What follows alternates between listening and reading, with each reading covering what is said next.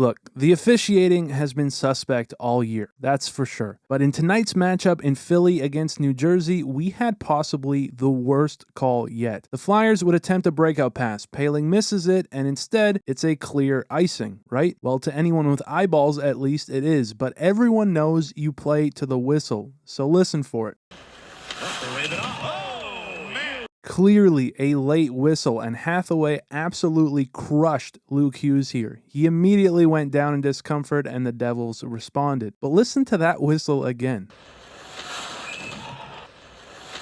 This is where the whistle went. That is ridiculous. And as Luke Hughes immediately went off the ice, you know it's bad when even his brother, rather than yelling at Hathaway, is letting the linesman know, hey, do your job. Well, he was a little more colorful than me, but he's right. The linesman should know by the time they get to the hash marks if this is going to be an icing call or not. That means he should blow the whistle right here. To call it as late as he did, with these guys going into the boards, is unacceptable and dangerous, obviously. Now, after they got together, the officials on the ice decided to call a major, which, I mean, whatever. If you call a major, you get an automatic review. So let's do just that. Taking a look, this isn't anything crazy. I mean, you could call a minor here for sure. It is what it is. It's a pretty clear check in my opinion, a little far from the boards, sure, but if you call a minor, I think that would be perfectly acceptable. On the other hand, Luke does kind of ease up a bit too much to put himself in a bad situation where he can't brace for contact. But regardless, all of that is beside the point anyway. If the linesman simply blows the puck dead here, none of this happens. If the whistle does go when it should and then Hathaway hits him like this, yeah, he should be disciplined and accordingly. But this was a joke and it only got worse. Again, they had the chance to review it and this is what they came back with. Confirmed that number 19 for Philadelphia gets a 5-minute major game misconduct for boarding.